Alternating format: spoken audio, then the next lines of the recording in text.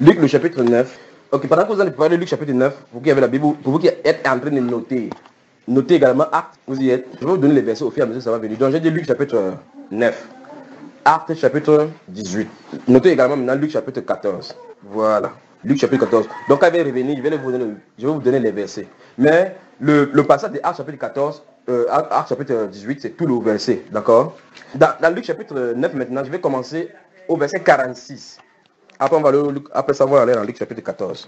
Luc chapitre 14, le verset 46 et suivant. Écoutez très bien. J'ai dit quoi là? Prenons le Luc chapitre 9. Le premier livre c'est quoi? Luc chapitre 9, n'est-ce pas? Maintenant, je vais lire à partir du verset 46. Lisons ensemble. Observez dans votre Bible. Le frère, tu as trouvé. Hein? Oui, en 46. Oui, Luc 9, verset 46. Voilà, tout le monde y est. Maintenant, écoutez. Or, une pensée vint. Une pensée dans Luc chapitre 9, verset 46. Or, une pensée leur vint à l'esprit, savoir lequel d'entre eux était le plus grand.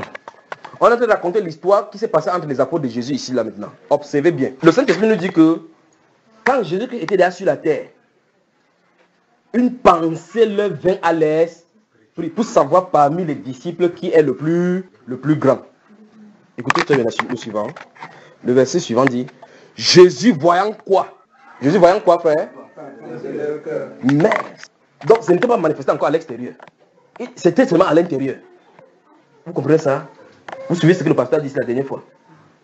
Que les pasteurs sont les plus grands. Vous voyez que l'esprit ne change pas, non? Ça veut dire que l'inspiration, ce qui est venu vers eux, souvenez-vous de ce qu'on a vu la loi là. S'il y a quelque chose sur la terre, qu'on voit maintenant là, il y a eu dans le passé. Il dit, une pensée leur vient à l'esprit pour savoir quoi? Qui est le plus grand? Ils sont là 12. Ils commencent à aller des compétitions. Regarde, chacun dit que dans son cœur, je suis le plus grand que celui-là. L'autre dit que je suis le plus grand que celui-là. La compétition était dans les cœurs. Dans les cœurs.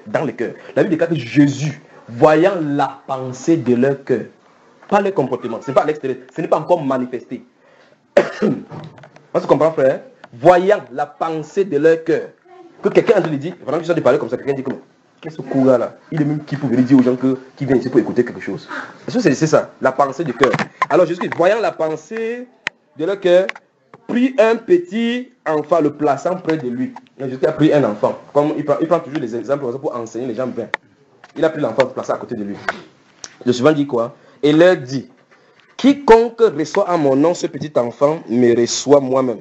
Et quiconque me reçoit celui qui m'a envoyé. Car, écoutez bien maintenant, ce qu'il va dire maintenant va corriger l'esprit qui est sur leur pensée. On est d'accord? Car celui qui est le plus petit parmi vous tous, c'est celui-là qui est.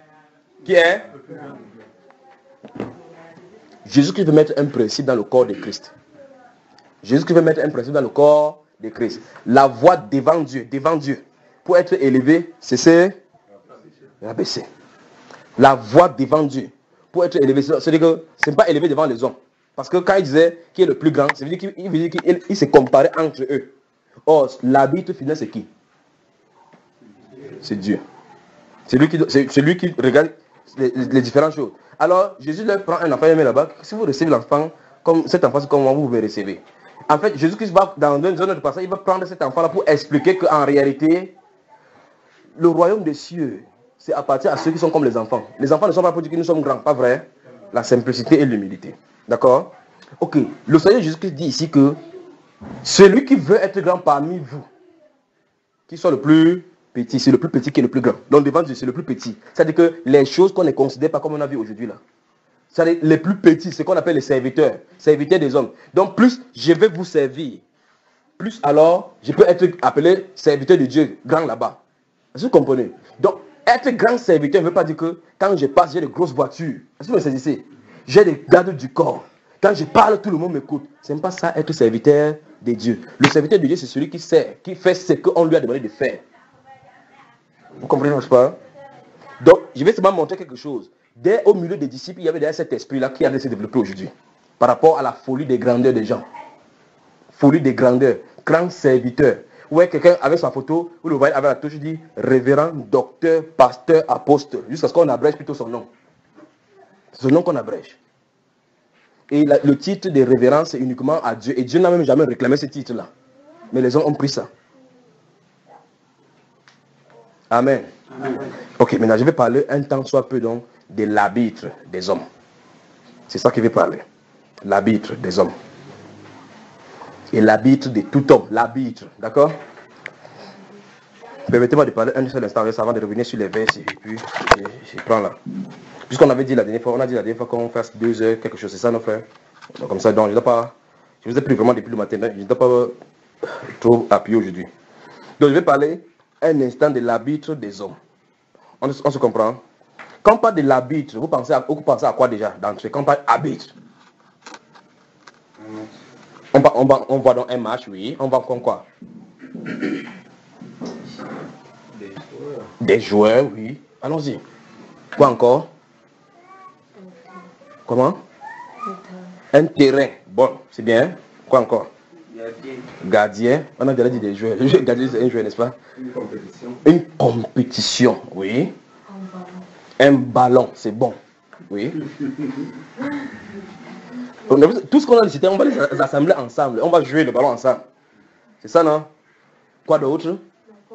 Le coach. Voilà. Les spectateurs. Waouh! Je sens que la Coupe du Monde est passée chez vous. La Coupe du Monde est passée chez vous, je vous le dis. Mais vous avez oublié le sifflet. Vous avez oublié le sifflet, pas vrai? Pourtant, ce que j'ai dit, c'est que quand on parle de l'arbitre, qu'est-ce que vous pensez? Personne n'a cité le sifflet. Vous avez laissé l'arbitre, vous allez aller chercher les joueurs de Dieu, ça serait aller trouver les spectateurs même dehors. Or, un match peut être joué sans qu'il y ait les spectateurs. On est d'accord? On est d'accord? Mais est-ce qu'on peut jouer un match sans qu'il y ait l'arbitre? Il doit être là. S'il est là, il a un instrument. Ok. Observons l'instrument et puis l'arbitre. Je ne suis pas de vouloir apprendre le football, le handball. C'est la Bible que je vais aller maintenant. D'accord? Je vais parler de l'arbitre, un temps soit peu. Lorsque le match va se jouer, combien d'équipes il doit en avoir? Si on parle de football, il y a 2. Les 2 équipes sont en compétition. Quelque chose les lit là-bas sur le stade, c'est le ballon rond. On met ça au centre. Quelqu'un est là-bas du côté comme ça là. D'autres font là, ils se mettent d'entrer. Que Dieu fait pour qu'on met le but là-bas, on le marque bien, pas vrai? L'autre ils sont ici. Ils prient encore qui? Fait pour qu'on met le but aussi là-bas, bien. Vous pensez que Dieu au ciel voit quelqu'un, il suit la prière, il va répondre à qui? Je vais dire, est-ce que Dieu est dans la compétition? Mais de toute façon, cette compétition ne nous intéresse pas. Parce que c'est diabolique. C'est l'arbitre, le comportement de l'arbitre qui nous intéresse. Donc, si je peux entrer dans la... Si je veux projeter sur autre chose, sur les compétitions, je pourrais rentrer là-dessus. Mais je vais parler de l'arbitre. De l'arbitre. Et vous allez voir dans la Bible là maintenant. Ok, voilà le ballon qui a commencé. Quelqu'un fait le passement des jambes. Il fait la cuillère. Il fait pas, on tape son pied, parmi tombe hors de la surface. Quelqu'un réclame le penalty. L'arbitre fait comme ça. Il dit quoi? Que jouer. Ok. Quand il fait comme ça là, des 2 choses l'une. Celui qui est tombé croyant avoir le penalty, l'arbitre ne siffle pas le penalty en sa faveur. Il est content de l'arbitre. Comme il n'a pas sifflé le penalty là-bas, pourtant on a bien vu comment on a tapé le pied de gars là. Qui est content de l'arbitre parmi les 2 camps? Qui est content de l'arbitre? Dans les 2 camps, qui est content de l'arbitre? L'adversaire. Donc celui contre qui on n'a pas sifflé le penalty. On est d'accord? Donc, comme l'arbitre a fait comme ça, que lève-toi tu joues, si celui-là se fâche de l'arbitre, le match ne doit pas se jouer. Comme il se fâche, ça ne doit pas se jouer. Ça doit se jouer. Donc, la dernière autorité dans ce match de football, c'est qui? C'est l'arbitre. Quand il fait pip, tu es en train de courir avec le ballon. Tu es censé faire quoi? Il n'a pas besoin d'être avec toi. Il reste tranquille, loin là-bas en haut. Tu cours parce que même si tu cours plus que le train de Camrail. Quand il fait pip, il va te dire quoi? Si tu te fâches, que ouais, il fallait laisser que je parle même marqué. Tu vas te fâcher, n'est-ce pas? Tu vas t'arrêter. Qui a la dernière décision? Ok. Alors nous sommes dans un monde en pleine compétition entre le mal et le bien. Ceux qui sont au courant de ceci savent qu'il y a un seul arbitre en matière de cette compétition, c'est la parole de Dieu. La parole de Dieu met donc fin à toute contestation au milieu de cette compétition. On est d'accord sur ça. Alors l'homme donc qui est le plus sage dans cette thèse-là doit prendre la parole de Dieu comme arbitre, le dernier arbitre. C'est-à-dire en matière de, si je suis au travail, s'il faut corrompre ou il ne faut pas corrompre, je dois prendre l'arbitre, c'est qui? C'est qui va siffler que tu corrompes ou tu ne corrompes pas. Qui doit siffler? Si je suis à la maison avec ma femme, elle commence à faire problème. La façon de résoudre le problème, si. L'arbitre, c'est qui? C'est Dieu. Donc, ça veut dire que la parole est là pour régler les contestations. S'il n'y avait pas l'arbitre dans le football, observez, enlevons l'arbitre dans le match de football. Et voyons. Tu dribbles, tu quelqu'un, tu fais tu dis que tu m'as abandonné ces pénaltys. Tu vas mettre ceci, viens voir. Tu ne me connais pas. Pas vrai? L'autre dit que je vais mettre, l'autre tu ne vais pas mettre. Le match va se jouer. Il faut qu'il y ait un arbitre. De la même façon, s'il n'y a pas cette Bible-ci pour régulariser la connaissance des gens avec Dieu, c'est que comme il n'y a pas la Bible, si je mens, est-ce que quelque chose m'arrête? Est-ce que si je mens, je fais quelque chose de mauvais? Mais si je mens maintenant, l'arbitre a dit que tu ne mentiras, point. On m'arrête. On est d'accord, n'est-ce pas? Donc l'arbitre de tous les croyants sur la terre, c'est la Bible, les saintes écritures. On est d'accord? Je voulais vous dire quelque chose. Alors, nous avons vu tout à l'heure là que les pasteurs vont chasser les gens de la synagogue, ou vont faire telle chose. Mais maintenant, toi en tant qu'être humain, quel est ton arbitre? Le pasteur ou la Bible? C'est ce que nous avons vu. C'est là où je vais aller. Si je n'ai pas dit au pasteur, le pasteur va se fâcher de moi, il va me chasser. Mais on a déjà prévu qu'il va te chasser. Maintenant, ce n'est pas le te chasser qui est le problème. C'est que est-ce que tu vas te tenir comme ça là, accepter l'arbitrage de la Bible? C'est-à-dire que la sanction que l'arbitre de la Bible va prendre devant votre contestation. C'est-à-dire que quand tu es devant ton pasteur, tu me disais que Père a dit, voici ce que la Bible enseigne. C'est pas vrai? Voilà la compétition. Parce que qui t'a enseigné, c'est ton juge. C'est moi qui t'a amené en Christ. Que ce soit la dernière fois. Est-ce que c'est lui l'arbitre? Vous avez compris maintenant, frère? Qu'est-ce que je vais dire? Je vais dire que votre parole, si vous croyez Dieu, que seulement Dieu et sa parole soient votre arbitre. Que seulement Dieu et sa parole soient votre arbitre. Ne mettez pas le sentiment. Dis à ton pasteur, ne mets pas le sentiment. Même si c'est le pasteur qui t'a amené en Christ, comme il dit. Vous avez saisi? Même si c'est ton propre père, il n'y a pas de sentiment dans le niveau de la foi. Si. On est d'accord, n'est-ce pas? L'arbitre. Si la Bible déclare dans le livre de Pierre que si quelqu'un parle, qui parle comme déclarant les oracles de Dieu. Les oracles de Dieu se trouvent où? Dans la Bible. Donc si le pasteur veut parler, dis pasteur, ne te chauffe pas trop. Allons consulter la Bible pour savoir s'il y a pénalty ou pas. Quand la Bible quand on fait vrr, souvent dans la surface, la Bible fait pip sans encore monter les mains. Vous voyez, le problème commence là maintenant. La Bible se dirige vers la surface. Quand il se dirige vers la surface, il va encore résoudre le problème pour lequel c'est lui qui sait pourquoi il a fait pip, pas vrai? Mais un joueur a fait comme ça, poum. Un autre est tombé. Donc soit on va siffler en faveur du joueur qui est tombé, soit c'est en faveur de, soit le pip là c'est en faveur du joueur qui est tombé, soit c'est en faveur du joueur qui a fait pop. Pas vrai? La Bible se dirige. Le gars qui est tombé au sol, il est su qu'on va donner le pénal. L'arbitre vient vers lui. Il fait comme ça là. Pip! Carton jaune. Simulation. Donc il dit injustice. Il se tourne comme ça là. Que la balle va dans cette direction-ci. Pip! Donc il a donné la sanction. Ce n'est pas le pénal. Pénalty. Mais qui a décidé? L'arbitre. Si celui-ci se fâche, il se fâche. Ça va continuer. La compétition va continuer. Il bavade encore la deuxième fois. L'arbitre le regarde comme ça. Il comprend que la deuxième carton c'est quoi? Il va faire comme ça là. Il aime tout déranger les gens. Le murmure, ça va empêcher qu'il soit arbitre. Donc même si je dis que la parole de Dieu, pourquoi ça dit qu'il ne ment pas? Tu vas ouvrir la Bible, il va dire que ne mentez point. Ça ne va changer. L'arbitre va dire la même chose. C'est pour ça que la Bible ne peut pas venir dire que pip, pénalty, vous mettez la pénalty, vous voulez que un bon arbitre ne fait pas comme ça. Quand il a fait pip, tu donnes le carton rouge. Montez ou descendez, dit que l'action n'était pas comme ça là. Vous allez voir ça après. Les contestations, c'est après. Pour le moment, le carton rouge veut dire quoi? Que tu quittes le terrain. Voilà. Donc, chacun va avoir son carton rouge. C'est soit pipe, carton rouge, soit pipe, carton vert. Alors, votre Bible, je repose la question là maintenant, est-elle votre arbitre? Ou mieux, qui ici veut prendre la Bible comme son arbitre? C'est la question. Chacun de vous, vous voulez prendre la Bible comme votre arbitre, n'est-ce pas? Alors, donc, je vous exhorte donc, ne permettez pas à quelqu'un de vous tromper par rapport à ce qui est écrit ici à l'intérieur. Si quelqu'un vous dit n'importe quoi concernant Dieu, ayez une seule parole dans la bouche. Montrez-moi où c'est et. Vous avez compris, n'est-ce pas? Avec ceci, vous allez être protégé de tous les dégâts qu'il y en a. Vous ne pourrez pas vous séparer de l'amour du Seigneur. Lorsqu'on commence à se séparer de la parole, en fait, il y a une seule chose. Vous quittez les ténèbres, vous allez être où? Appuie sur l'interrupteur là, maman. Qu'est-ce que vous constatez? Allume. Donc, quand on allume, la lumière ne dit pas aux ténèbres que quitte. Quand elle allume, les ténèbres disparaissent automatiquement. Quand on éteint, la lumière ne dit pas aux ténèbres que je ne suis pas là, viens me remplacer. Est-ce que la lumière dit ça? À l'instant qu'on éteint, qu'est-ce qui se passe? La lumière est présente. Donc si tu quittes la parole, tu te trouves où? Dans les ténèbres. Parce que la parole est une lampe. Une lumière sur nos sentiers. Donc on ne doit pas quitter la parole. Tu quittes la parole, tu tombes où? Dans les ténèbres. Et qui est le prince des ténèbres? Donc tu abandonnes la parole, tu embrasses automatiquement qui? Diable. La Bible déclare dans le psaume 119, le verset 34 à 36, il dit: je sais ta parole. Je sais ta parole dans mon cœur, de peur de pécher contre toi. Je sais ta parole dans mon cœur. C'est pas comme ça, hein? Ça doit passer ici. C'est ici à l'intérieur. D'accord? Il dit: Seigneur, sonde-moi, établis ta parole dans mon cœur.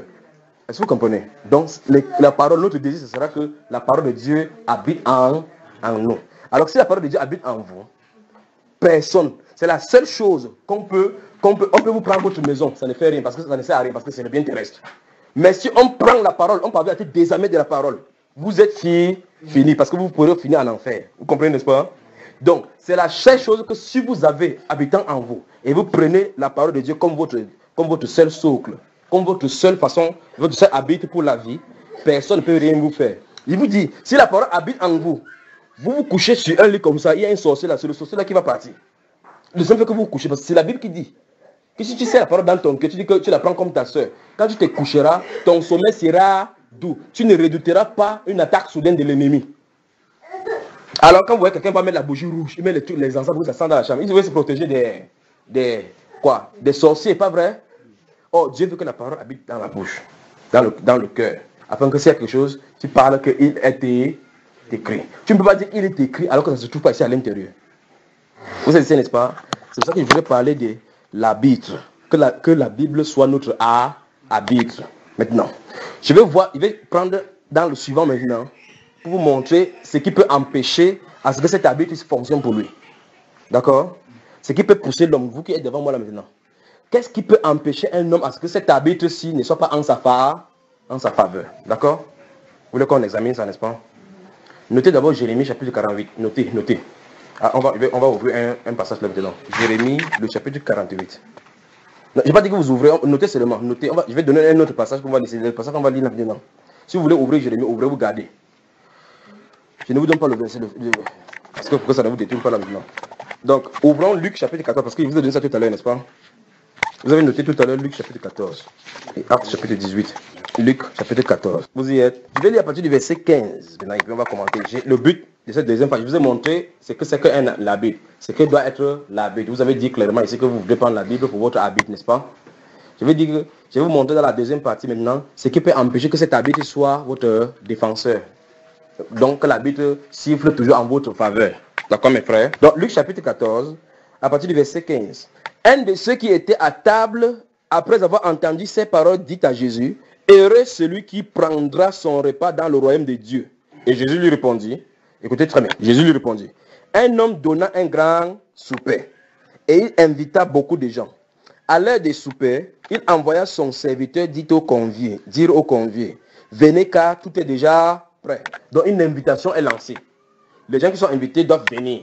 On dit que la salle est déjà arrangée. Les instruments sont déjà placés. Tout est déjà, le décor est déjà planté. Tout ce qu'on attend, c'est que vous qui avez été invités, vous venez. Regardons la suite. La Bible déclare, regardez, verset 18. Mais tous unanimement. Frère, il y a des prophéties dans la Bible ici terribles seulement. Mais tous unanimement s'est mis à quoi? S'excuser. Donc, soulignez le mot s'excuser. Ok, donc, regardez-moi maintenant pendant que je vais parler un instant. Ce qui peut empêcher quelqu'un, l'une des choses les plus importantes qui peut empêcher quelqu'un à ce que l'arbitre que vous avez donné, vous avez prise maintenant là, fonctionne pour lui, c'est le refus de l'invitation, le refus à honorer l'invitation. Et ce refus à honorer l'invitation se manifeste par les excuses. Se manifeste par les excuses. Il faut qu'on examine ça maintenant. Si on s'excusait, alors il faut qu'on se désexcuse. On est d'accord, n'est-ce pas? On doit se désexcuser et prendre position. Le frère s'y rit bien parce qu'il a lu ce qui est écrit en bas, il a ri. Il voit que c'est lui dont on parle. Hein, mon frère? Allons-y seulement. Alléluia. Il dit, tous unanimement, on a invité, regardez bien frère, regardez bien. Il y a eu une invitation qui a été lancée, non? On a dit aux gens que c'est prêt, venez. On a envoyé le serviteur que, allez dire, venez, tout est prêt. On dit tous unanimement, c'est mis à s'excuser. J'ai demandé que vous utilisiez le mot, le verbe s'excuser. Regardez bien. Le premier, enfin on a donné, parce qu'on a dit unanimement, on va aller cas par cas maintenant. Le premier lui dit, j'ai acheté un champ là-bas à Touboro là-bas. Je suis obligé d'aller le voir parce que les engrais ne fonctionnent pas là-bas. C'est pourquoi les arachides ne produisent pas trop. Excuse-moi, je t'ai pris. Je vais arrêter là-bas. Le premier excuse est suffisant pour ne pas lire le suivant, pas vrai? Ok, je pose la question. Nous, qu'est-ce que nous faisons avec l'œuvre de Dieu? Vous voyez le problème, n'est-ce pas? Frère, il y a tellement de problèmes dans l'église que un mois à passer ici à parler jour après jour comme ça là, ça ne suffira pas. Je vous le dis. Tellement de problèmes. Ça veut dire que voici les personnes qui disent que tu dis que tu es qui? Je suis chrétien. Chrétien, donc je suis chrétien, donc la Bible est mon défenseur. Alors on dit, la réunion c'est tel jour. Venons à la réunion. Non, j'ai le champ, il faut que je parte au champ. C'est pas ça, frère? C'est ça, non? Je pose la question. Lorsqu'il y a un problème maintenant avec le champ, peut-être en partant au champ maintenant, clac, le pied fait mal maintenant. Les frères, priez pour moi. C'est pas ça? Les frères, priez pour moi. Quand c'est fort là-bas, quand on s'était excusé par rapport à la parole pour aller à son champ, donc il y avait les excuses. Quand c'est fort au champ, on retourne où? Or, le pied, c'est Dieu fait comme ça pour te corriger que normalement, ceci n'est pas prioritaire. C'est ce qui est prioritaire. Il dit cherchez premièrement le royaume et la justice. Et toutes les autres choses vous feront donner par-dessus. Vous avez entendu, n'est-ce pas? Donc, ce qui peut empêcher quelqu'un que les attributs de l'arbitre soient en sa faveur. On a vu que c'est l'attribut des chrétiens ici. C'est les excuses. Le refus à l'invitation. Et l'une des manifestations du refus à l'invitation, c'est que quelqu'un ne peut pas dire que tu ne viens pas à la prière pour rien. Il va te dire que non, j'ai mon ami qui est venu. Dis à ton voisin, c'est ta part d'excuse là-bas. Tu dis, mais l'autre frère, pourquoi tu n'étais pas venu? Non, c'est comme on m'avait envoyé là-bas. Dis à ton voisin, c'est ta part d'excuse. L'autre va dire que je voulais venir parce qu'il n'y avait pas l'argent de transport. Dis que c'est ta part d'excuse. Qu'est-ce qu'il veut dire? Les êtres humains disent qu'ils servent Dieu, mais à la pratique, chacun trouve plutôt son intérêt. Chacun veut que ce soit son intérêt qui soit résolu. On n'est pas sérieux avec l'œuvre du Seigneur. Jérémie chapitre 48, maintenant lisons. Jérémie chapitre 48. Je vous ai dit ça tout à l'heure, n'est-ce pas, que vous notiez. Jérémie, le prophète Jérémie. Tu as trouvé, innocent? Rentre mon frère, rentre. Jérémie, rentre encore. Voilà, chapitre 48. Ici, vous pouvez venir à voir, parce qu'il y a pas assez de luminosité ici. Vous pouvez venir à voir. Ok, donc, comme tout le monde hier, dans ce Jérémie chapitre 48, est-ce qu'on peut lire le verset 10, frère? Le verset 10 seulement. Allons-y. Jérémie chapitre 48, le verset 10, il est écrit: maudit soit celui qui fait avec négligence l'œuvre de l'Éternel. Voilà, ça va, asseyons-nous. Donc, Dieu dit quoi? Dieu dit quoi, frère? Maudit soit quiconque, n'importe qui fait quoi? Avec négligence, quoi? Donc, regardez bien. Ça veut dire que si, c'est pour ça que je vais vous poser la question, depuis, je suis devant vous, je vous regarde chaque fois comme ça, il dit, est-ce que vous comprenez l'ampleur de ce que Dieu veut faire? Il dit, maudit soit quiconque fait avec négligence l'œuvre de l'Éternel. Si tu négliges les choses de Dieu, la Bible déclare la malédiction est chez toi. Est-ce que vous comprenez? Donc il faut qu'on prenne les choses de Dieu au sérieux. Or, les négligences viennent à cause de quoi? À cause des excuses. C'est parce que les êtres humains ne sont pas assis comme ça. Là. Je vous dis clairement, je vais prendre le cas des hommes, je vais prendre le cas des femmes. Voici la Coupe du Monde qui est passée. Je ne sais pas à quelle heure le match se joue. Supposons qu'un match se joue à 18h et que la réunion de l'église se trouve peut-être vers 17h45. Vous allez voir que la majorité des gens ne viennent pas prier. Pas vrai? Pourquoi? Parce qu'ils veulent voir le match. Si je demande n'importe quoi, il n'a pas dit qu'il veut voir le match. Il va te dire que j'ai une invitation que quelqu'un m'a donnée. Je vais aller faire telle chose. L'excuse là, c'est une couverture pour faire ce qui lui plaît. Est-ce que vous saisissez? Alors il y a un problème avec cet homme-ci. Quel est le problème? On va regarder maintenant, c'est au niveau de la résolution de la chose là maintenant. D'accord? Après cette action, on va voir la résolution des problèmes. Comment résoudre ce genre des problèmes. Alors, pour les femmes là maintenant, je crois que les femmes ici n'ont pas trop de problèmes avec cela. C'est les femmes des autres contrées qui ont des problèmes. Le problème des séries télévisées. Elles peuvent rester devant la télévision de 19h à 23h pour fuir les séries télévisées. Beauté de Diapassi, Marima par là, Camille et Camon par là, Paul et Silas de ce côté-ci, pour suivre les séries télévisées. Une seule série télévisée dure combien? 30 minutes. Par soirée, elle voit 5. 30 minutes fois 5, ça fait combien? 150 minutes. 150 minutes. Qu'elle s'assoit. Mais là, dis que je lis Jean chapitre 7, chapitre 6. Elle regarde comme ça, elle voit d'abord qu'il y a 72 versets. Elle dit, Frère Junior, tu diras, je vais lire comme ça demain. Elle ne peut pas lire. Alors qu'elle a fait 150 minutes, elle fait comme ça, quand ça finit, oh Marie, on dit, oh, les bonnes choses ne durent jamais longtemps. Elle a de dire que ce qu'elle a de voir là, c'est quoi? Les bonnes choses. Si ça est les bonnes choses, la parole de Dieu est quoi? Donc elle a de se tromper cette fois-ci que la parole de Dieu est son absolu. Or, la Bible déclare dans Josué chapitre 1, verset 8, il dit que ce livre de la loi ne sera un point de ta bouche. Médite-le jour et nuit pour agir fidèlement selon ce qui est écrit. C'est alors là que tu auras du succès, que tu réussiras. Dieu a donné l'exhortation pour que l'on puisse fuir le monde au maximum. Or, quand la personne s'il va finir de voir les séries 150 minutes, quand il va se mettre là-bas, il va avoir 5 minutes pour Dieu. 5 minutes pour Dieu. Il dit bien 5 minutes. Alors, qu'est-ce qu'il veut vous dire? Il veut vous dire que Satan a conçu des choses dans le monde entier pour distraire les gens. Il faut que les enfants de Dieu s'éloignent de cela. On est d'accord? Il faut que les enfants de Dieu s'éloignent de cela. Parce que le temps est court. Le temps est extrêmement court. Il faut qu'on se réveille pour saisir des choses qui sont éternelles. Les choses qui produisent des choses éternelles. Nous n'avons pas à fixer nos regards sur les choses temporaires, mais sur les choses éternelles. Donc il faut qu'on combat le bon combat de la foi. Est-ce que vous comprenez? Donc les choses inutiles, il faut qu'on mette de côté. Alors on va toujours trouver les excuses. Dieu va comprendre. Oui, Dieu va comprendre, mais il va comprendre seulement sa parole. Est-ce que vous comprenez? Donc de 19h à 23h, quelqu'un est à la télévision. Quand il va au niveau de lui, il prend la Bible, il lit ça. Quand je me couche, je m'endors, je me réveille parce que le Ténèbre auprès de moi. Vraiment, tu parles. C'est Marima et autres qui seront à côté de toi. C'est eux. Est-ce que vous comprenez? Parce que que vous voyez les hommes, vous voyez le ballon, vous voyez comment ils donnent comme ça, vous envoyez la femme comme ça dans l'obscurité.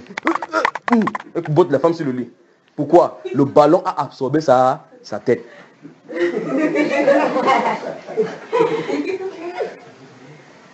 Or, il faut que ce soit la parole qui soit en nous. Et on est surpris donc que des choses nous arrivent et on ne peut même pas maîtriser. Pourtant, si on s'approche davantage de la parole va s'approcher de nous. La Bible a déclaré plusieurs endroits dans la Bible. Dans le livre de Jacques, chapitre 4, le verset 8, le verset 7, la Bible déclare que approchez-vous de Dieu et il s'approchera de vous. Comment vous pouvez vous approcher de Dieu si ce n'est pas par la parole? Ce n'est pas par la parole? Ce n'est pas la parole. Dans 1 Pierre chapitre 2, verset 3, la Bible déclare, si vous avez goûté que le Seigneur est bon, approchez-vous de lui davantage. Donc, puisque tu vois que Dieu fait des merveilles, il faut davantage aller dans la relation, avancer dans la relation avec le Seigneur. Vous comprenez, mes frères? Voilà. Donc, la Bible déclare, maudit soit quiconque fait avec négligence l'œuvre de l'Éternel. Qui veut être maudit ici? Je suis sûr que personne n'a dit que oui, je veux être maudit. Mais c'est la pratique qui sera le problème là maintenant.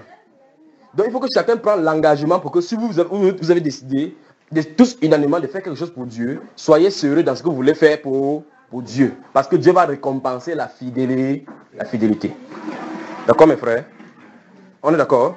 Maintenant, voyons donc comment, la première chose, comment il faut résoudre le problème. Chapitre 14 de Luc. Luc chapitre 14. C'est la résolution du problème. Quand il va résoudre le problème, maintenant on va arrêter parce qu'il faut que je vous laisse partir vraiment cette fois-ci dans vos différentes maisons pour aller vous reposer. D'accord? Mais où est le frère que j'ai dit qu'il devait rencontrer là? Cette fois-ci, il n'est pas venu ce soir. Tu vas le rencontrer cette nuit, c'est bon?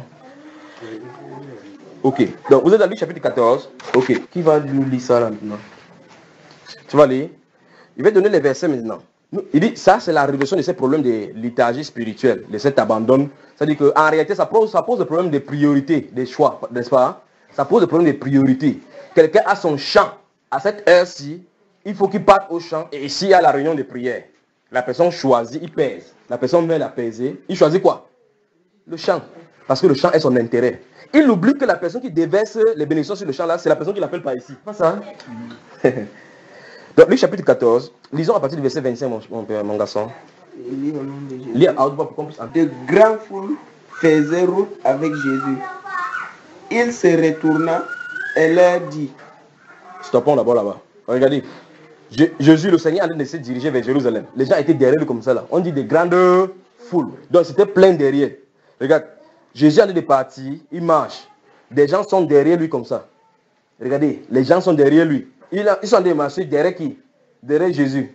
Jésus s'est tourné. En fait, jusqu'à aller constater qu'en réalité, les gens ne comprennent pas qui il est, on ne comprend pas sa mission, on ne comprend pas comment le suivre. Il se retourne vers eux pour leur dire que faites attention, vous qui êtes derrière moi, parce qu'on ne vient pas comme ça, ce n'est pas simple comme vous pensez. Parce qu'il a de marcher à Jérusalem, il part. Parce qu'il entre à Jérusalem, le but pour lequel il part à Jérusalem, c'est pour mourir finalement. On est d'accord, non? Alors il se tourne là, il les regarde comme ça, les foules. Il dit que c'est grave. Lisons ce qu'il va leur dire là maintenant. Si quelqu'un vient à moi, et s'il ne hait pas son père, Oui, sa mère, oui, sa femme, oui, ses enfants, oui, ses frères et ses sœurs, oui. et même sa propre vie, Souligner et même sa propre vie, souligner. il Attends d'abord. Souligner même sa propre vie.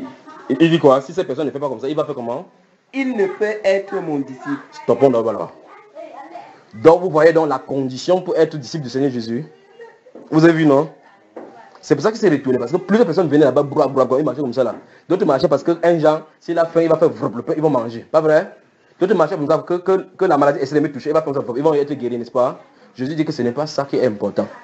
Il dit que si vous voulez, parce que Jésus a dit les marchés sont derrière lui. Donc les disciples sont ceux qui doivent le suivre, ce sont les disciples. Il leur donne les conditions pour être ses disciples, pour ceux qui le suivent. Parmi ces conditions qu'il a citées, il dit que la personne doit haïr sa propre vie.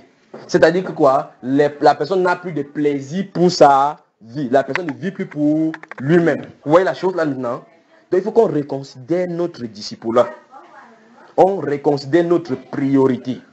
On reconsidère les motivations qui nous poussent à venir vers Christ. C'est pas ça? Il faut qu'on s'assoie d'abord, qu'on réfléchisse là-dessus vraiment bien. On se comprend? Ok, avançons ici dans la lecture. Et quiconque ne porte sa croix et ne me suit pas ne peut être mon disciple. Vous avez entendu, n'est-ce pas? Donc ici, s'il y a une parole qui est claire dans la Bible pour savoir qui est disciple, ça se trouve ici. Donc on ne dit pas que, non, je suis disciple de Jésus. Tu es devenu disciple de Jésus comment? Je l'ai accepté comme mon Seigneur et Sauveur. Il n'y a pas ça dans la Bible. C'est pourquoi tu dis que tu es disciple de Jésus-Christ, tu dis que j'ai abandonné tout pour le servir. J'ai haï ma propre vie pour le suivre. Vous savez ça, n'est-ce pas? Donc il n'y a pas de ça. Non, je crois en lui. C'est pas ça. Il a dit pour qu'on soit son disciple, il faut se charger de sa croix chaque jour et le suivre. On a le temps, je ne sais pas si le Seigneur va nous permettre qu'on ait le temps d'expliquer bien ces versets dans les détails. C'est quoi haïr sa propre vie? C'est quoi haïr ses parents? Je ne sais pas, la Bible n'est pas de dire que tu peux voir tes parents que papa j'étais C'est pas ça qu'on te dit. On n'a pas dit que tu peux dire à ta femme que j'étais que les enfants si je vous alors Seigneur, je les ai dit que je les Je suis ton disciple, non? Oh, c'est pas ça dont il est question. Il a dit, je suis venu jeter le feu sur la terre. Je suis venu mettre une division entre la mère, la fille, la mère et la fille, la belle-fille, ainsi de suite. Et l'homme aura pour éliminer les gens de sa propre maison. Parce que dans une maison, quelqu'un qui va croire en Christ de la bonne manière, si quelqu'un ne croit pas, ça va créer des problèmes. Alors il faut prendre position pour la vérité. C'est-à-dire que si c'est le Père qui dit que je ne veux plus t'entendre parler de ce Jésus-là ici, là, tu vas choisir entre Jésus et lui. C'est encore le conflit de l'autorité comme on a vu aujourd'hui là. Ça sera l'autorité du Père avec l'autorité de Christ et tu seras au milieu, tu vas prendre position. Est-ce que vous comprenez? Et il dit donc que ceux qui prennent position pour lui dans ce conflit-ci sont ses disciples. Vous avez saisi là, n'est-ce pas? Ceux qui prennent position pour lui dans ce conflit-là. C'est-à-dire que si tu crois dans une maison où le Père ne croit pas, les menaces commencent. Il y a d'autres personnes qui lâchent. Et quand il va lâcher, il va trouver une parole dans la Bible que la Bible déclare expliquer. Souvenez-vous de chaque parole là, il y a une explication dans la Bible. L'enfant va dire que la Bible déclare que l'enfant obéit aux parents. Or la Bible déclare selon le Seigneur. L'obéissance est selon le Seigneur. Vous avez vu, n'est-ce pas? C'est une autorité. Son autorité se limite exactement là où le Seigneur lui a donné sa limite. S'il franchit l'autorité pour toucher l'autorité du Seigneur, là l'enfant doit désobéir. Et là l'enfant doit prendre la position du Seigneur. C'est là ce que la Bible est en train de dire. De la même façon comme aujourd'hui on a vu par rapport à l'autorité là. L'autorité de l'État, c'est l'autorité de l'État. Il ne doit pas franchir pour commander quoi que ce soit dans l'église du Seigneur. À cet instant-là, il a franchi la limite, la ligne rouge qu'il ne doit pas franchir. Vous avez suivi, n'est-ce pas? Avançons ici. Car lequel de vous, Oui. s'il veut bâtir une tour, Oui. ne s'assied d'abord pour calculer la dépense et voir s'il a de quoi le terminer. Vous avez entendu là? Jésus a donné les paraboles pour que chacun mesure le prix qu'il a à payer pour le suivre. D'accord? Non, je suis chrétien. Je suis Jésus. Attendez que les persécutions viennent. Depuis que vous avez vu les vraies persécutions, dans l'histoire de l'église, on attrapait les gens comme ça, on mettait une flamme de feu, on les mettait à l'intérieur, on mettait le feu, ça brûlait comme ça là. Comme ça. On attrapait certaines personnes, on mettait dans la cour comme ça, on les mettait nus. On a arrêté les lions, on enlevait les lions. Les lions, c'était fermé, ils avaient faim. Les lions venaient vers eux comme ça. Même manger, porc, père, femme, enfant, dans la cour. Les gens étaient assis dans l'arène, ils voyaient. Voilà les vraies persécutions. D'autres, on mettait une chaise en fer, on mettait le feu en bas. On t'attache dessus, tu t'assois, ça chauffe, ça te brûle, le corps fait fouah, fouah. On dit que si tu dis je ne suis plus avec Jésus, on t'enlève de là. Les gens ont dit je ne suis pas avec Jésus, on a enlevé. D'autres ont dit que je ne bouge pas, ça a brûlé, sur la chair a brûlé comme la viande. La personne est morte. Ils sont morts pour Jésus. Vous êtes prêts à subir comme ça pour Jésus? Donc, vous n'avez jamais encore subi la persécution, il vous le dit. Vous n'avez encore jamais subi les persécutions. Parce que les petites persécutions qui viennent, j'ai faim. J'ai faim, tu ne vois pas que j'ai faim. C'est les persécutions ça. Tu as faim. Il y a les Nangamboko là-bas, les gens qui dorment, qui n'ont pas la maison là. Ils ont faim. Est-ce que c'est à cause de Jésus qu'ils ont faim? C'est à cause du fait qu'ils ont choisi Jésus qu'ils ont faim. Hein? Avançons ici là. Dis à ton voisin, Jésus-Christ est le distributeur des persécutions. De peur qu'après avoir posé les fondements, il ne puisse l'achever et que tous ceux qui le verront ne se mettent à le railler. Maintenant, allons au verset 33 directement, on conclut. Alors, vous avez le temps de lire. Verset 33. Ainsi donc, Oui. quiconque d'entre vous ne renonce pas à tout ce qu'il possède ne peut être mon disciple. Voilà, soulignez tout ce qu'il possède. Merci, assieds-toi. Donc nous voulons résoudre le problème de l'arbitrage et du fait que les gens donnent des excuses et par conséquent font l'œuvre de l'Éternel avec négligence. Jésus a donné la solution dans ce verset 33. Il dit ainsi donc, pourquoi quelqu'un a de tergiverser entre l'œuvre de Dieu et ce qui lui plaît? C'est parce qu'il a encore quelque chose qui lui plaît. Jésus-Christ dit que la seule façon pour que tu te tournes de ce côté, si pour me suivre, c'est que tu renonces à tout ce que tu possèdes. Souvenez-vous, il a dit tout ce que tu possèdes. Je vais vous donner quelques exemples simples des personnes dans la Bible pour vous rafraîchir la mémoire, pour que vous sachiez qu'il ne parle pas en parabole, il est en train de parler clairement ce qu'il est en train de dire. Qui sait que l'apôtre Pierre était marié? Vous savez qu'il était marié, n'est-ce pas? L'apôtre Pierre était marié. Quel était son travail qu'il faisait? Il était pêcheur. Donc, avec le travail du pêcheur, c'est avec ça qu'il nourrissait sa famille. Vous savez ce que Jésus est venu? Il est venu un de ces jours comme ça, le gars lançait le filet. Il a regardé comme ça là. Il dit, toi, fais quoi? Toi, il a dit, toi, fais comment? Non, est-ce que Jésus a dit que non, tu fais le bon travail, hein? Mais tu nourris bien ta famille. Il t'apprécie pour ça, non, tu es un bon type, tu fais bien ta famille. Il a dit ça? Il a dit que toi, suis. La Bible déclare que quand Pierre a tiré la barque, il y avait les poissons dedans et le filet. Il a abandonné tout. Il était dirigé Jésus comme ça là. Il a commencé à suivre Jésus. Revenons en 2014 pour voir ce que les gens font. Tu es militaire, ou bien tu es policier, ou bien tu es n'importe quoi, enseignant ou docteur. Jésus dit, lève-toi, suis-moi. Et ma famille va vivre comment? Et je vais faire comment pour payer ma mère? Et si l'enfant est malade plus tard, vous avez vu le problème, non? Quand Pierre est quitté ici, il commence à suivre Jésus. Est-ce qu'il a posé la question que le soir, la femme va dire qu'il est où? Est-ce que vous voyez les problèmes aujourd'hui? Et aujourd'hui, on ose se comparer, juste parce que le pasteur, tu as dit le pasteur tout à l'heure, le prophète, a dit que c'est Pierre qui avait tort. Ce pasteur que tu as dit tout à l'heure, là, qu'il va dire qu'il fallait qu'on chicote les gens, là. Voici le fonctionnement des apôtres. Lui, tu le vois, certainement, il va avoir un gros ventre, il a bu le whisky, que ça n'a pas est venu. Et il n'a pas renoncé à lui-même. Voilà quelqu'un qui a commencé à faire. Voici le début des disciples-là. Voici le début d'un disciple. C'est ça que les Pierre nous montrent comme ça. Voici le début de tous ceux qui doivent être appelés disciples du Seigneur. Donc tu ne peux pas être appelé disciple du Seigneur si tu n'as rien abandonné. Ce n'est pas possible. Quelque chose doit te faire mal. Quelque chose doit te faire mal. Donc c'est pour ça qu'ils disent dès le départ ici qu'il faut une séparation. Il faut une séparation. On doit se séparer de quelque chose pour s'attacher à une autre chose. Il dit à Pierre, Pierre, lève-toi, suis-moi. Pierre s'est levé là-bas. Souvenez-vous, la Bible déclare que Jésus est un berger. Et nous sommes les quoi? Les brebis ce sont les moutons, non? Quand on ouvre la porte là-bas, est-ce que le mouton dit que tu veux qu'il sorte ou je ne sors pas? Le mouton comprend ça? Est-ce que vous avez entendu parler, le mouton poser des questions à quelqu'un ici? Quand on ouvre le matin, il sait qu'il doit faire quoi? Quand on va le prendre, on ouvre le soir, on sait qu'il doit faire quoi? Et quand il va aller par exemple, un peu le bâton, ça, bam, il se redresse, non? Donc le mouton sont comme ça là. Donc Pierre était le premier mouton. Mais tu dis comment? J'étais sûr. Alléluia. C'est la Bible qui dit ça. La Bible déclare qu'il a tiré les barques. Il n'a pas posé les questions. Mais tu m'as fait pêcher les poissons. Comment je vais laisser ça ici? Si demain, je vais pêcher les poissons, comment on va voler ma barque ici? Il n'a pas réfléchi ça. Il a suivi Jésus. Marc chapitre 10. Prenons Marc. Marc chapitre 10. Le livre de Marc. Que Dieu vous bénisse mes frères, mes sœurs. Que Dieu vous bénisse. Mais je vais vous dire, je veux que vous compreniez que le royaume des cieux, on n'entre pas là-bas comme ça que c'est le bonbon. Livre noir 1004.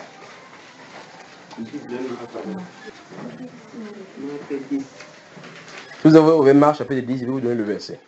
Alors, je vais donc prévenir quelqu'un que, non, Dieu est bon, il va comprendre. Il va comprendre. Il va voir que non, que je n'avais pas la force pour lire. Ok. Il va comprendre. Il va comprendre. Souvenez-vous, c'est Dieu.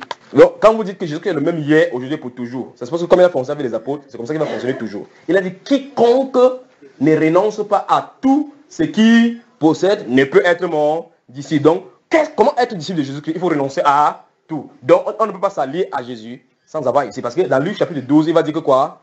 Que vendez tout ce que vous possédez. Vendez et donnez à le monde aux pauvres.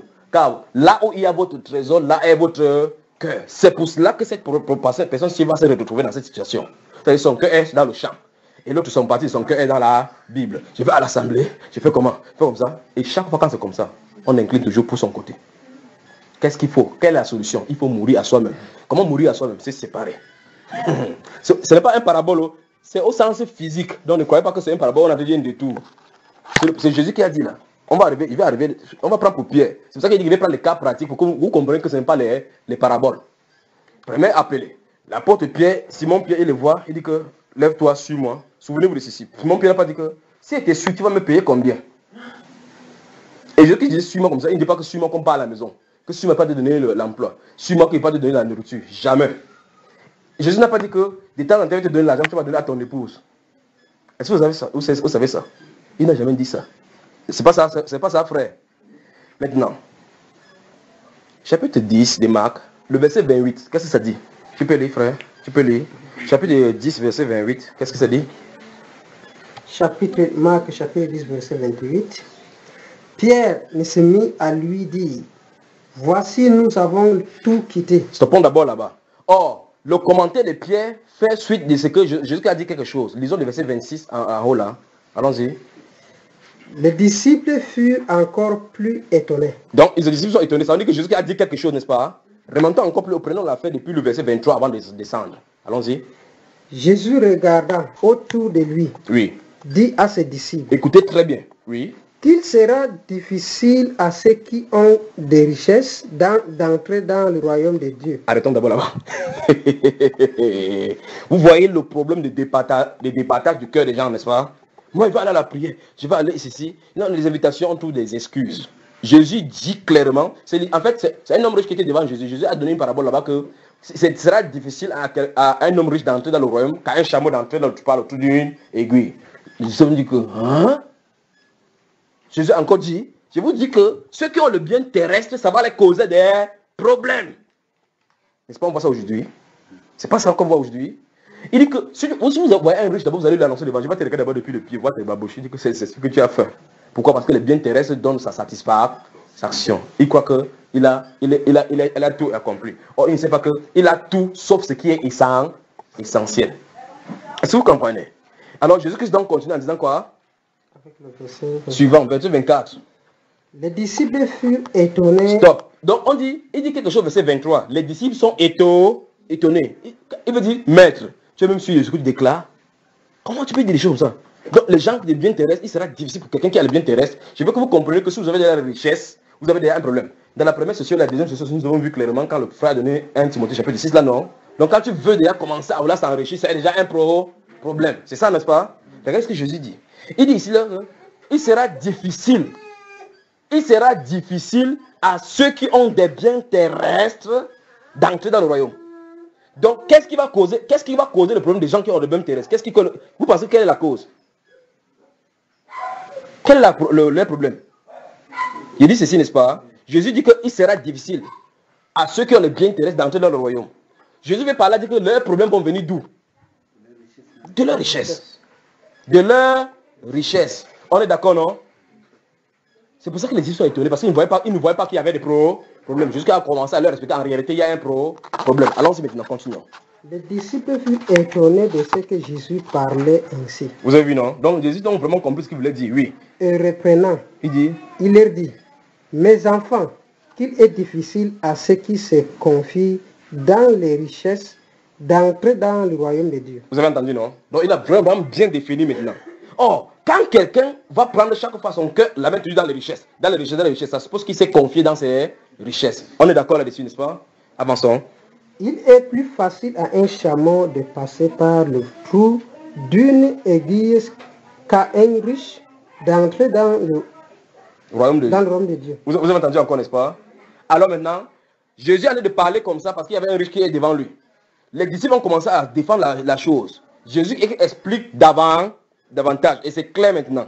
Les disciples vont maintenant commencer à poser le problème maintenant par rapport à eux-mêmes maintenant. Est-ce que vous comprenez? Et c'est ce que chacun devrait faire. Chacun devait d'abord chercher à résoudre son problème devant Dieu, avant de savoir de résoudre comment pour les autres. C'est ça, n'est-ce pas?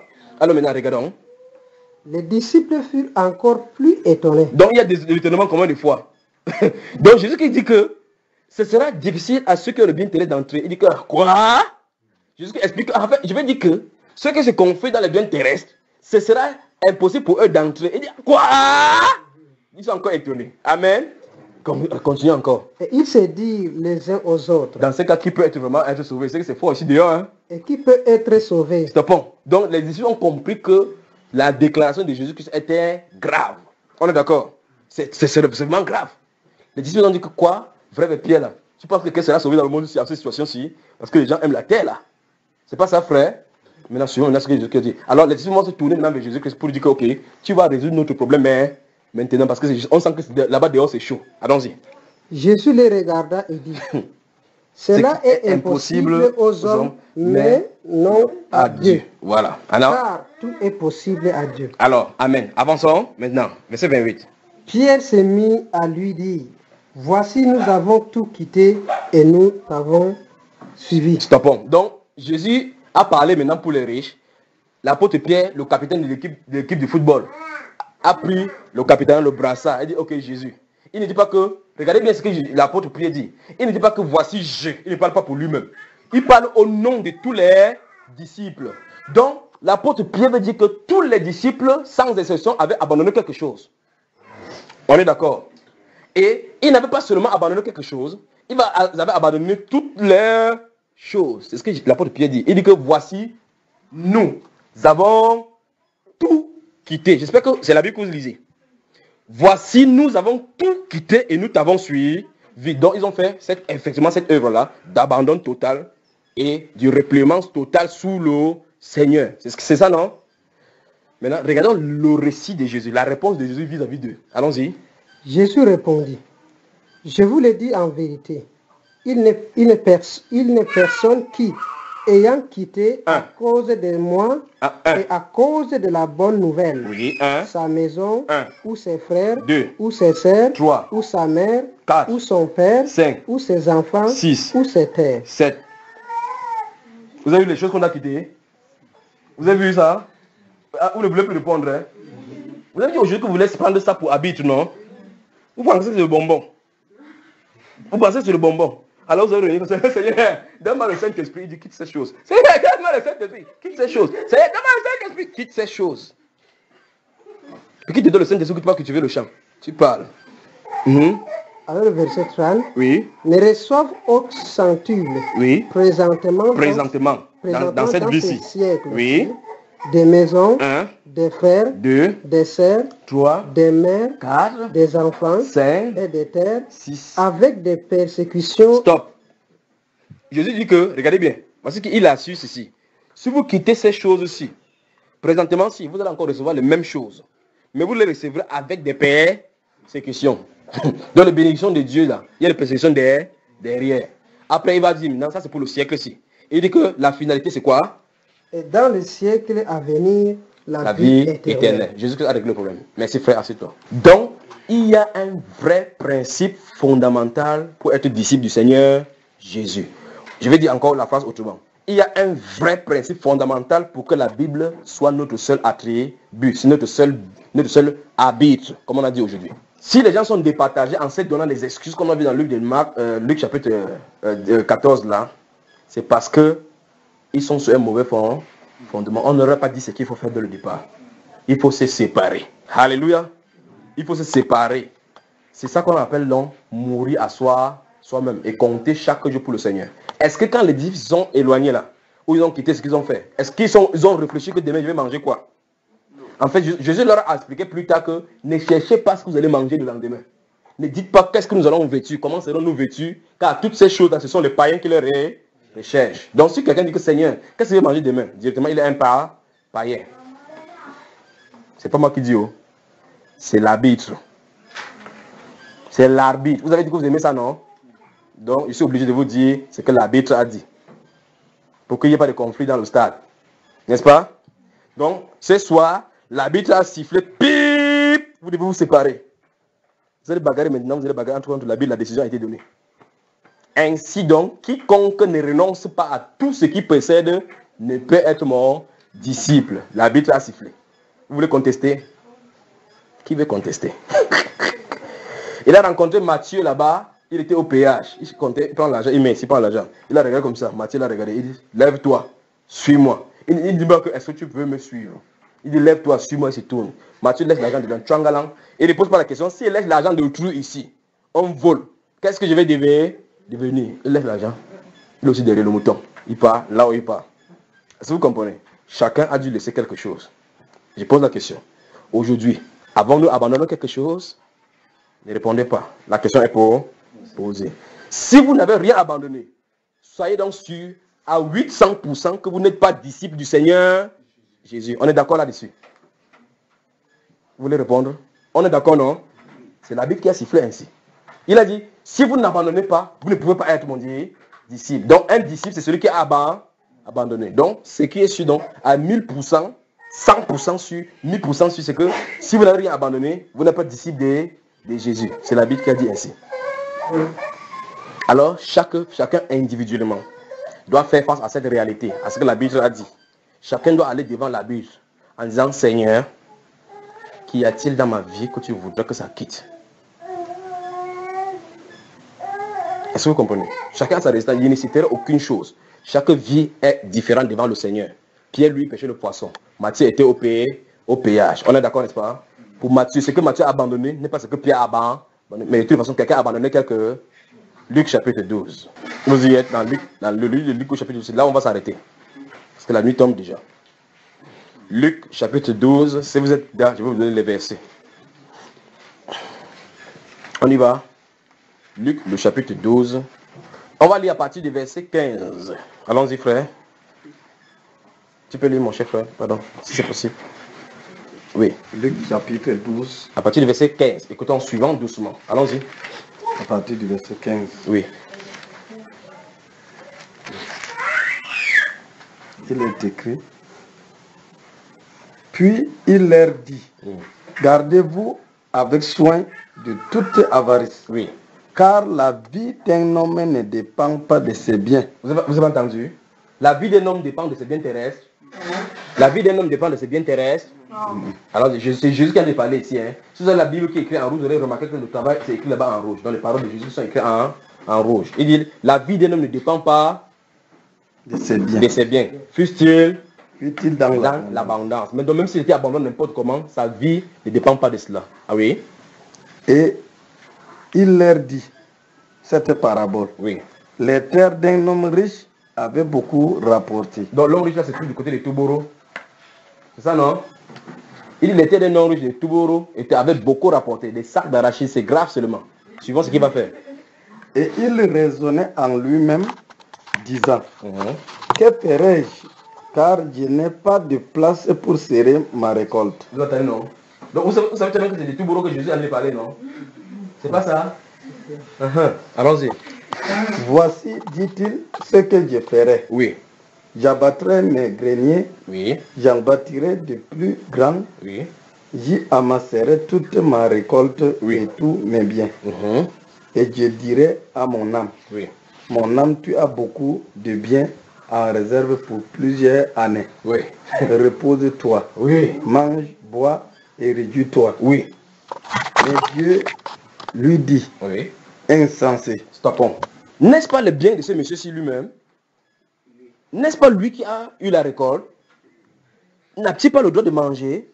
Mais Dieu, quelle est la sanction de Dieu? La sanction de Dieu, c'est quoi? Insensé. La suite va nous dire pourquoi cet homme est appelé par Dieu insensé. Donc il y a le premier principe que Dieu a donné en haut là-bas. Dieu a donné en haut le premier principe que même si tu es riche n'importe comment sur la terre, ta vie ne dépend pas de cela. Je pose une question. Si quelqu'un a les milliards sur la terre, est-ce que ces milliards-là, s'ils doivent être aveugles, une maladie va l'aveugler, ça peut empêcher, les milliards-là peuvent faire qu'ils ne soient pas aveugles? Est-ce que si la personne est couchée dans le cercueil, est-ce que les milliards peuvent l'enlever du cercueil? Alors finalement, est-ce que ces milliards-là, ça peut défendre sa vie? Si on pouvait comprendre seulement ces choses. Jésus a dit, la vie d'un homme ne dépend pas de ses biens. Donc les biens ne peuvent pas sauver un homme. Il a dit insensé à celui-ci. Après, il va expliquer pourquoi. Allons-y. Cette nuit même, ton âme te sera redemandée. Donc, ça veut dire que quand l'homme va finir de construire les greniers, mettre les biens en disant que maintenant tu as beaucoup de nourriture, mange maintenant, repose-toi. Le matin, il ne doit même pas se réveiller là-bas. On est d'accord, non? Le reste là, quand il a mangé, est-ce qu'il va manger? Est-ce qu'il va profiter? C'est la preuve que les biens ne doivent pas nous contrôler. Les biens ne sont pas là pour nous contrôler, mais nous devons avoir le contrôle sur les biens. Est-ce qu'on se comprend? Avançons, frère. Et ce que tu as préparé pour qui? Pour qui cela sera-t-il? Il en est ainsi de celui qui amasse des trésors pour lui-même et qui n'est pas riche pour Dieu. Donc vous voyez vraiment que le thème de la richesse, les riches ont vraiment un problème avec Dieu. On est d'accord, n'est-ce pas? Ce n'est pas fini, frère. Ce n'est pas fini. Donc les riches ont vraiment un vrai problème avec Dieu. Lisons le verset 33. Allons-y. Le verset 33. Oui. Il est écrit, vendez ce que vous possédez et donnez-le en aumône. Stoppons là-bas. C'est un commandement ou ce n'est pas un commandement? Donc on fasse quoi? Qu'on vend quoi? Qu'on fasse comment? Et fait comment de ça? Donnez-le en aumône. À qui? C'est ok, en aumône, c'est à qui? Aux pauvres. Les pasteurs disent qu'on vient plutôt les donner. Les pasteurs disent plutôt qu'on vient leur donner. Vous avez vu ce que Jésus a dit, non? On donne en aumône aux pauvres. Et il y a une suite. Oui. Et donnez-le en aumône. Oui. C'était 33. 33. Faites-vous des bourses qui ne s'usent point. Oui. Un trésor inépuisable dans les cieux. Donc où est-ce qu'on doit amasser les trésors? Dans les cieux. Dans les cieux, oui. Où le voleur n'approche point et où la teigne ne détruit point. Oui. Car là où est votre trésor, là aussi sera votre cœur. Vous avez compris ce principe-ci, n'est-ce pas? Vous avez compris? Donc quelqu'un qui n'a pas l'attachement aux choses matérielles, son cœur est forcément attaché aux choses spirituelles. Quelqu'un dont le cœur n'est pas attaché, n'a pas les attachements spirituels, son cœur attaché est forcément sur la terre. On ne peut donc pas servir 2 maîtres à la fois. La Bible déclare en Colossiens chapitre 3, verset 1 que affectionnez-vous aux choses d'en haut et non à celles qui sont sur la terre. Tu ne peux pas... Regardez un peu le plafond. Regardez un peu le plafond. Regardez tout le monde, regardez le plafond. Vous avez vu? Vous regardez le plafond, n'est-ce pas? Maintenant, je vous lance donc le défi. Regardez en même temps le plafond, en même temps le sol. Vous pouvez faire. Maintenant, regardez le sol. Vous regardez. Pendant que vous regardez le sol, vous voyez le plafond. Regardez le plafond. Pendant que vous regardez le plafond, vous voyez le sol. C'est ainsi. Votre regard fixé en haut, vous ne pensez plus aux choses ici. Vous êtes ici, vous ne pensez plus aux choses d'en haut. Donc, il y a un choix à faire. Il y a un choix à faire. Il dit, affectionnez-vous aux choses d'en haut et non à ceux qui sont sur la terre. C'est ça, non? C'est ça, n'est-ce pas? Recherchez les choses d'en haut et non celles qui sont sur la terre, car vous êtes morts et votre vie est cachée avec Christ en Dieu. C'est pour cela que je voulais exhorter chacun de nous ce soir de prendre garde à ce que la Bible en nous dit. Qu'on prenne la Bible comme seul habit. Et la condition, c'est qu'il faut que les cœurs ne soient pas départagés. Qu'on vienne totalement au Seigneur. Et venir totalement au Seigneur veut dire qu'on se sépare de quelque chose. Est-ce que vous comprenez? Alors vous allez comprendre pourquoi j'ai mis ces deux choses ici. J'ai mis un ici. J'ai mis un autre ici. Maintenant, notez un passage. 2 Timothée chapitre 2. Notez. 2 Timothée chapitre 2. C'est par là que je vais m'arrêter. Voici le pourquoi les versets depuis le matin, je les mettais ici. Vous êtes dans 2 Timothée chapitre 2. Si vous êtes, je vais donner le passage. Nous allons lire les versets. Non, papa n'est pas encore là-bas. Vous voulez dévancer mon père. 2 Timothée chapitre 2, tout le monde dit, hein? Quelqu'un peut-il lire le verset 19 et le verset 20? Oui, viens. 2 Timothée chapitre 2, verset 19. Qu'est-ce que ça dit? Je lis pour la gloire de Dieu. À haute voix. Néanmoins, le solide fondement de Dieu reste debout. Avec ses paroles qui lui suivent. Attendez. Quand tu dis ses paroles, est-ce que c'est écrit avec S? C'est C-E-S. Donc, ces paroles, donc on est en train de montrer cette chose-là. Il y a une parole ci. La parole ci lui sert de sceau, n'est-ce pas? Avec ces paroles. Avec ces paroles, lui servent de sceau. Qui lui servent de sceau. Le Seigneur. Non, attends d'abord, il y a 2 points. N'est-ce pas? Avec ces paroles qui lui servent de sceau. 2 points. On va citer maintenant la parole qui sert de sceau à Dieu. D'accord? La parole qu'on va lire là, c'est cette parole-là qui sert de sceau de Dieu. Donc c'est le cachet de Dieu qui ne peut pas être effacé. Les paroles là, lis-les maintenant. Le Seigneur connaît ce qui lui appartient. Donc stoppons ici. Donc même si on fait le blablabla sur la terre ici, il y a quelque chose qui est écrit en haut là-bas que moi, c'est moi qui connais ceux qui sont pour moi sur la terre. On est d'accord, non? Allons-y. Et il y a une deuxième parole. Parce qu'on a dit c'est ces paroles. Il y a une parole qui est d'abord dite. La deuxième parole c'est quoi? Quiconque prononce le nom du Seigneur, qu'il s'éloigne de l'iniquité. Une chose encore, le même principe. Il dit vous ne pouvez pas être disciple de Jésus sans avoir séparé de quelque chose. Donc deuxième chose, voilà, c'est encore, si tu prononces le nom du Seigneur, tu dois te séparer de l'iniquité. C'est ça, on ne prononcera pas le nom du Seigneur en vain. Donc tu ne peux pas dire Jésus et tu vis dans le péché. Ce n'est pas possible. Avec toutes ces choses, si vous pouvez voir maintenant autour de vous que la majorité des gens qui disent chrétiens ne sont pas créés chrétiens, ils se trompent eux-mêmes. Est-ce que vous comprenez? On avance quelque part parce qu'on va toucher ceci. On va toucher ça et ça. Allons-y. Dans une grande maison, il n'y a pas seulement de vases d'or et d'argent. Mais il y en a aussi de bois et de terre.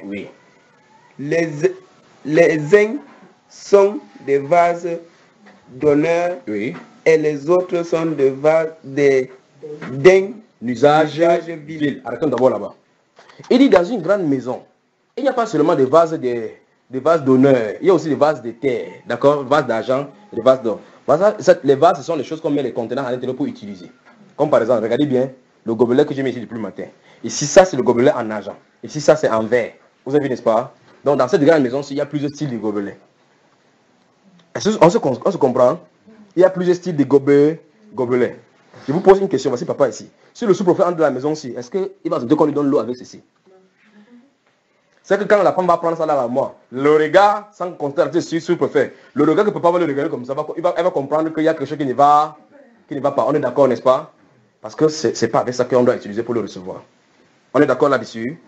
Maintenant, il dit, il y a dans la grande maison des vases d'argent et des vases de notre style. Donc c'est plusieurs styles de vases. Maintenant, qu'est-ce qu'on est en train d'appeler vase? C'est là que je vais expliquer pourquoi on sort d'ici. Allons-y dans la suite. Si donc quelqu'un se conserve pur, en s'abstenant de ces choses, il sera un vase d'honneur. Vous avez entendu? Stoppons là-bas. Donc, on a train de dire clairement que les vases d'honneur dont on a parlé ici, il s'agit des êtres humains. Si quelqu'un s'abstient de ces choses, l'impureté, tout ce qu'on peut nommer dans la Bible, là, si quelqu'un s'abstient de cela, on dit que s'il fait ça, il sera un vase d'honneur. Regardez bien. Regardez, j'ai mis ceci comme ça. J'ai mis ceci comme ça.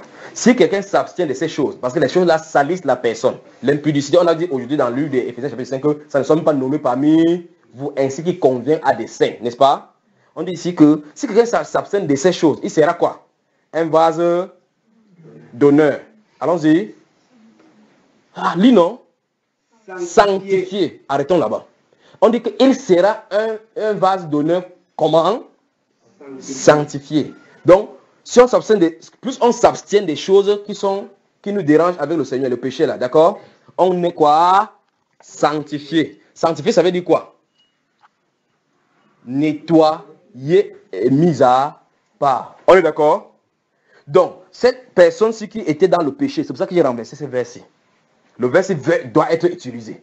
Ça doit être utilisé pour qu'on mette en service. Quand on met l'eau pour donner à quelqu'un, on a de mettre ce verset en service. Le problème maintenant, c'est que c'est dans le péché. Le problème maintenant, c'est dans le péché. Donc, c'est dans la saleté. On dit que si cette personne-ci, on nettoie. Alors, si on nettoie maintenant, on dit que ce sera une vase d'eau. Donc, on peut alors utiliser ça devant quelqu'un. On est d'accord? Il sera une vase donnée. Allons-y. Sanctifié, utile à son maître. Utile à qui? À son maître. Oui. Propre à toute bonne œuvre. Propre à toute bonne œuvre. On est d'accord? Vous avez compris pourquoi le verset a été ici depuis au matin, n'est-ce pas? Alors maintenant, la balle est dans notre camp maintenant. Voudrons-nous être utilisés par le maître? Amen. C'est la question. Ça va. Posons. Ça va, mon frère. Alors, vous avez compris maintenant tout le plan depuis ce matin, n'est-ce pas? Vous avez compris la progression jusqu'à maintenant, n'est-ce pas?